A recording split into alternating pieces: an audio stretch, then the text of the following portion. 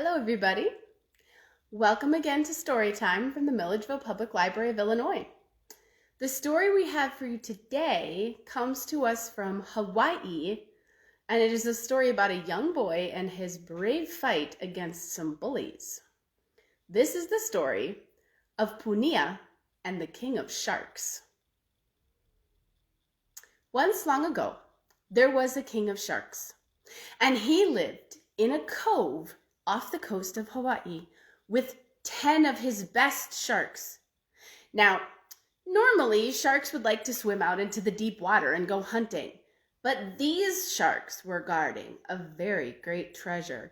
You see, in that cove, there was a large cave, and that cave was just filled with the best lobsters you've ever tasted. Every single one of them was red as the sunset. And when you ate them, they were sweet as coconut and just melted in your mouth. Oh.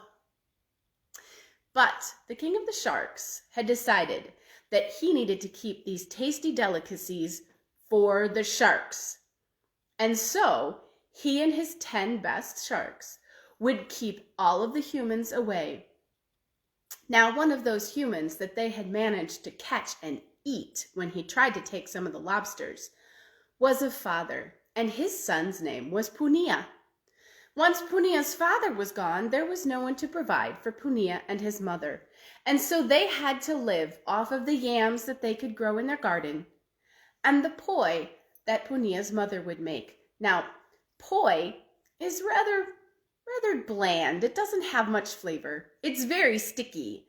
And Punia would take the taro roots and he would roast them in the emu, in the little underground oven, and then he would pull them out and he would pound them, mash them up, and he would give them to his mother, and she would make the poi out of them. And it was enough food to eat, and it kept them alive, but it wasn't very tasty food, and there wasn't very much variety in it. And while Punia's mother never really complained or whined or grumbled, every once in a while, Punia would hear her sigh a little bit, and under her breath she would say it would be very nice to have some tasty lobster sometimes. And Punia's grumbly tummy agreed. Well, one day, Punia was walking alongside the jagged cliff near the cave full of lobsters, and he looked down into the clear mint blue sea. And he saw all of those sharks, all 11 of them, the king and his 10 warriors, all sleeping. And Punia got an idea. And he went and he picked up the biggest rock that he could carry in one hand to throw. And he went up to the edge of the water and he said, "Oh dear, it looks as though the sharks are all sleeping.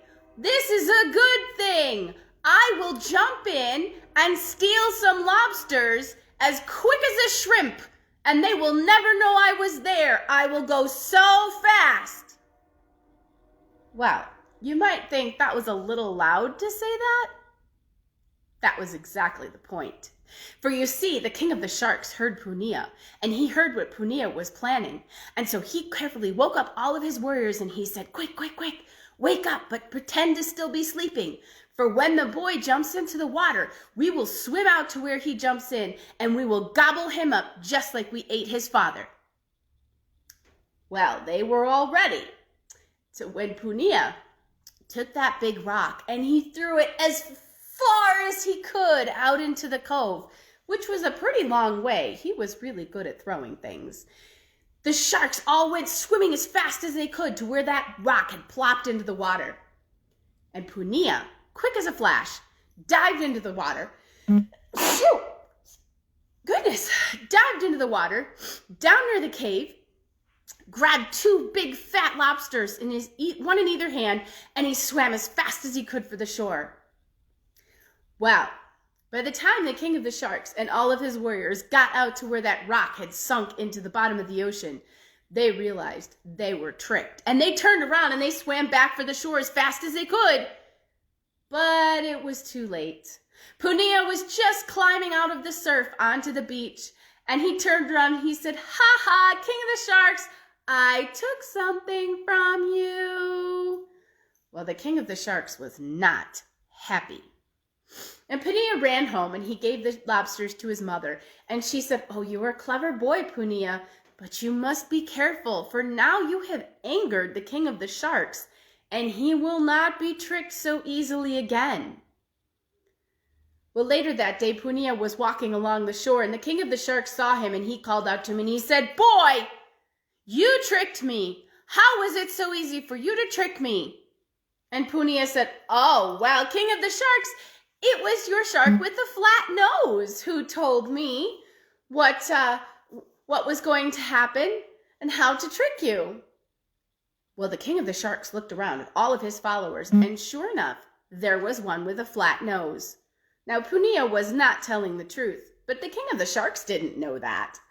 And so he turned on the flat-nosed shark and he said, "Flat nose, you have betrayed me." And he nipped him in the tail and battered him with his fins, and he and all of his warriors chased the flat-nosed shark out into the open ocean, never to come back. Well, the next day, Punia was thinking how he could get more tasty lobsters, for they had tasted so good the day before when his mother had cooked them for dinner. And he had an idea.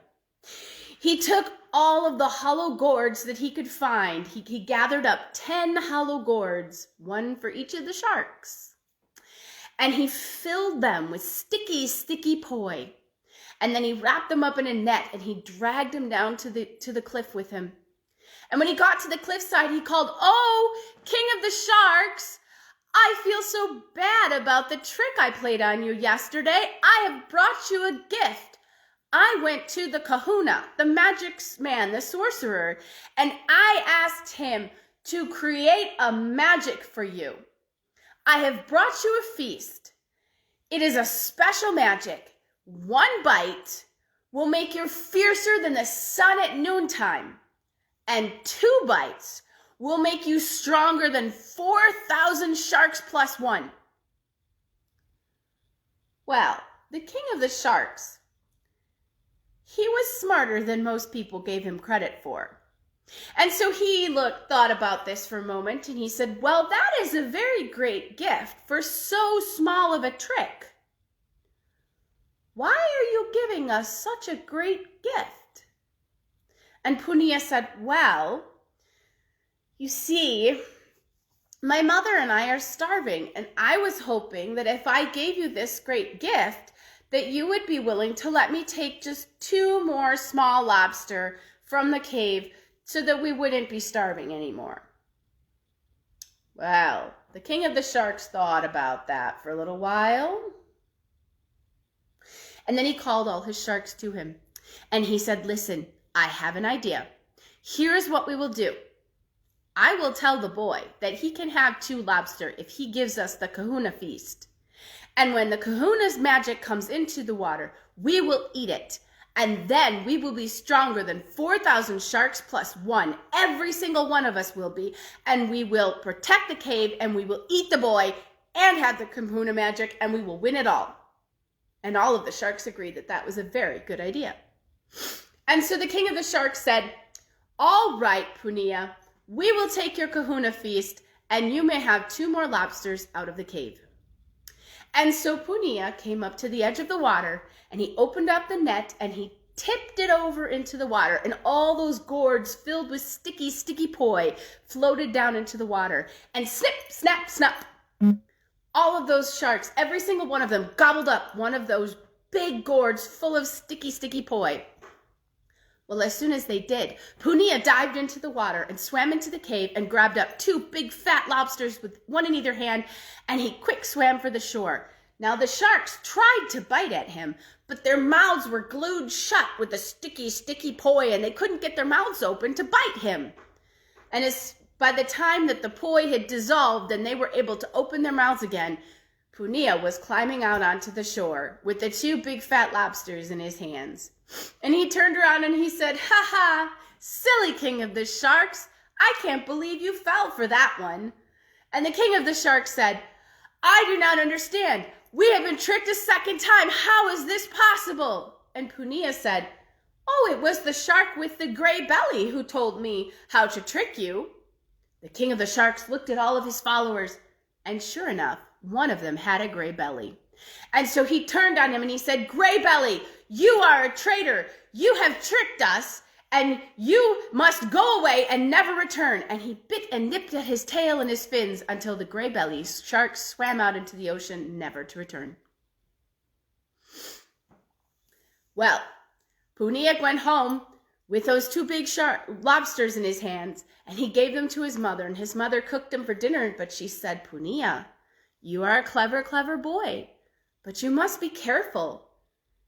The only thing that would not make the king of sharks be very, very angry at you now, well, there isn't anything. The only one who could possibly trick him now would be Mano, the king of the god of the sharks."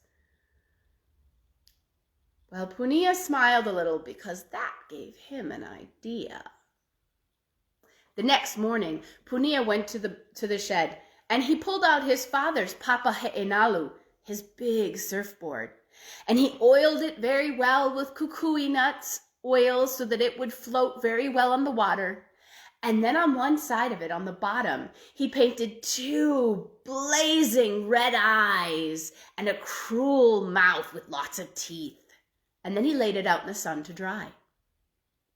And when it had dried, then he dragged it down by the water, and he looked in, and he could see all the sharks sleeping again. And he walked up the shore away from the shark cave, and then he paddled out into the water. And he paddled out much further than he'd ever gone before. And then when a big wave came, he climbed up and he stood up on the surfboard, and he rode the surfboard into the shore, standing very carefully, riding it along on the big wave. And as he got close to the shark cave, he called out in the biggest, boomingest voice he could, "I am Mano, god of the sharks. All must bow down to me or die." Well, the king of the sharks looked up, and he saw those big red eyes and the cruel smile, and he said, "It is Mano! It is Mano! Everyone bow down, bow down, bow down!" And all of the sharks put their heads down and pointed their noses at the bottom of the ocean. And as soon as they did that, Punia dived off the surfboard and into the cave, snatched up two big lobsters, and started to swim for the shore. But just as he started to swim for the shore, the king of the sharks took a little peek. He wasn't supposed to, but he took a little peek because he wanted to see what the god of sharks looked like. And what he saw did not look like a shark at all. In fact, he realized he had been tricked again. And he said, "That is not Mano. He has no tail. He has no fins. That is the boy. Look, the eyes, they're turning dark." For the paint was washing off of the surfboard. And so they went swimming after Punia as fast as they could go, and they were getting very close when suddenly Punia caught up to the surfboard where it had got stuck in some rocks, and he climbed up on top of it with his two lobsters, and he rode it into the shore just before the king of the sharks tried to take a snap at his leg with his teeth. Well, when he got into the shore, the king of the sharks was furious, and he said, "I do not understand. How have I been tricked again?" And Punia said, "Well, it was the shark with the crooked fin who told me how to trick you." This time, the king of the sharks didn't care which shark had a crooked fin. He was furious. Oh, he was so angry. "Traitors," he said, "I am surrounded by traitors." And he chased all of his sharks away so that he was the only one left guarding the lobster cave.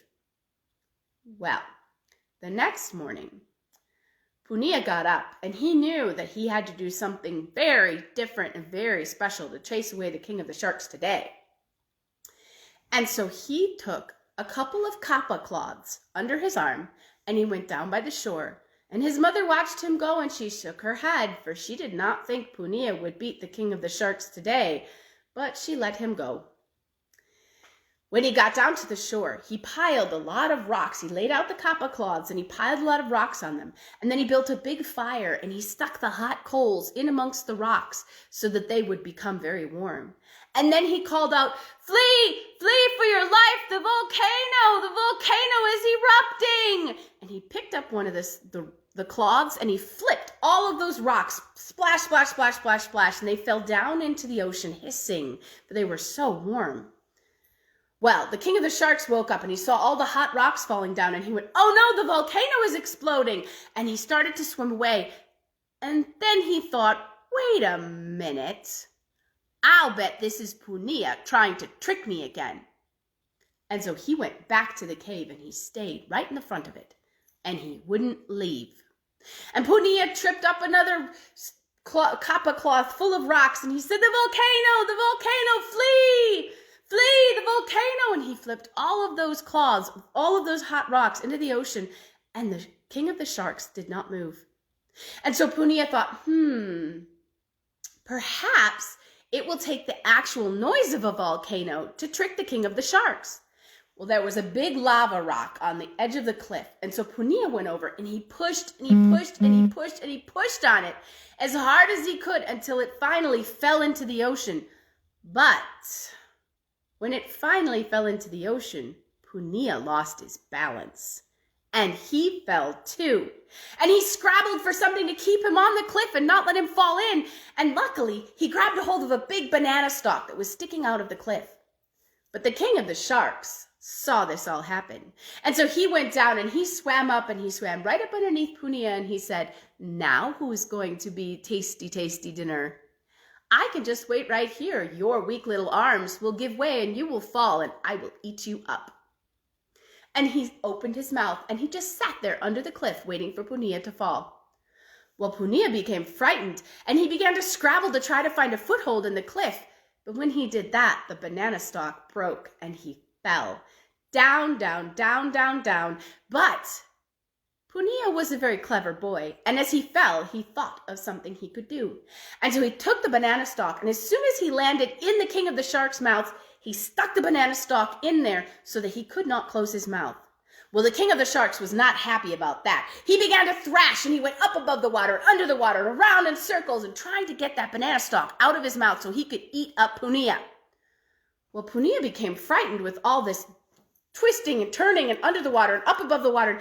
He was afraid he was going to drown. And so he thought to himself, I was able to trick the king of the sharks before. Perhaps I can trick him again. And so Punia said, "Oh, I really hope that the king of the sharks swims towards the reef and the breakers there, for if he does that, then I shall be able to escape and swim to shore. But if he does not and he swims into the cove, then I will surely drown." Well, the king of the sharks heard him. And the king of the sharks thought, well, I want the boy to drown so that I can get this banana stalk out and eat him. And so he swam into the cove as fast as he could go. The problem is, if you've ever gone swimming in a cove, eventually the ground becomes much closer to the surface. And the king of the sharks was not expecting that. And he got stuck on the sand, not entirely in the water. And as soon as that happened, Punia jumped out of his mouth and ran up on the shore. And then he called out, "Hello, villagers! Look who has come to visit us. He does not look so fearsome now that he is not in the water." And all of the villagers came over and saw the king of the sharks stranded on the sand, and they started to laugh. And finally, with a big snap, the king of the sharks managed to break that banana stalk, and he said, "Do not laugh, I am the king of the sharks." And Punia said, "You look like the king of the sand crabs to me." And all of the people laughed even harder. Well, finally, the king of the sharks started to feel a little scared, for his skin was drying out, and he was a shark. Sharks need to stay wet, and he was worried, and he said, "I am going to die if I stay here much longer. Please help me get back into the water, please." And Punia said, "Well, "We will do that, but only on one condition." And the king of the sharks said, "What is that?" And Punia said, "You must go back into the ocean and swim far out and never come back to the cove again." Well, the king of the sharks was afraid he was going to die. And so he said, okay, I will swim far away and I will never come back. And so all of the villagers got big, long sticks and thick poles, and they started to push. They were being very careful of the king of the sharks' sharp teeth. And they pushed and they pushed and they pushed him back towards the water until finally it got deep enough and he was able to swim away, and they watched his fin disappear out into the distance, way out into the ocean. Well, all of the people picked up Punia on their shoulders and they paraded him around. They crowned him with a crown of maile leaves. They gave him many lei, and that night there was a luau. And all of the hula dancers came out and danced a hula, telling the story of Punia's courageous deeds against the king of the sharks. And at that feast, and every day thereafter, they all enjoyed the sweet, tasty lobsters out of the cave in the cove. And that is the story of Punia and the king of the sharks from Hawaii. I hope you enjoyed it. And I hope you'll come back and join us again on Wednesday at 3 p.m. Central Time. We'll have another story for you from the Milledgeville Public Library of Illinois. Have a great day, everyone. Bye.